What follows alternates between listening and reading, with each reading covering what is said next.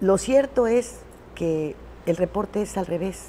Hay 2 millones más de pobres, a la gente a la que le entregan despensas, a la que supuestamente le ayudan a salir de la pobreza con algunas entregas, pues es la que les garantiza el voto a varios partidos, no solamente al PRI, al Verde, al PAN, a todos.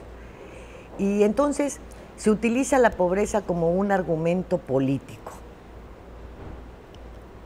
En organizaciones como Cáritas, bueno, pues me parece que también emplean el dar el pescado en lugar de enseñar a pescar.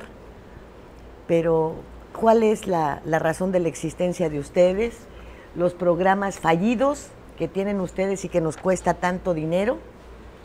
¿Y qué nos sucede como sociedad frente a este problema? ¿Les parece? ¿Quién quiere empezar? Como gusten, ¿no? Que empiece el normal. El micrófono no lo olvides, Jorge. Definitivamente decías, Lilia, la cuestión de la pobreza es un problema histórico. De hecho, desde que nacen las clases sociales, estamos hablando de una división social, no solo del trabajo, sino también de la distribución de la riqueza que se va generando con el mismo. Aquí la problemática va más allá de las políticas públicas, porque muchas de las políticas públicas no tienen continuidad sexenal, por ejemplo. Y no tienen continuidad sexenal porque, como dijiste anteriormente, la pobreza es un mercado. La región que tiene mayor número de pobres tiene mayor facilidad de poder obtener recursos de la federación para sí, y eso conlleva muchas veces a corrupción, conlleva muchas veces a una tajada del pastel mínima que va a los pobres y máxima que va a quienes están arriba, ¿no?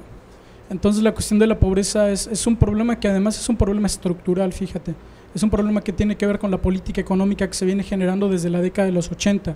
Si nosotros anteriormente vemos, por ejemplo, la canasta básica y el salario mínimo, antes de los 80, te estoy hablando de cuando México tenía un desarrollo estabilizador, 40, 50, todavía tantito en los 60, podíamos ver que el salario mínimo todavía sobraba tantito cuando se adquiría la canasta básica.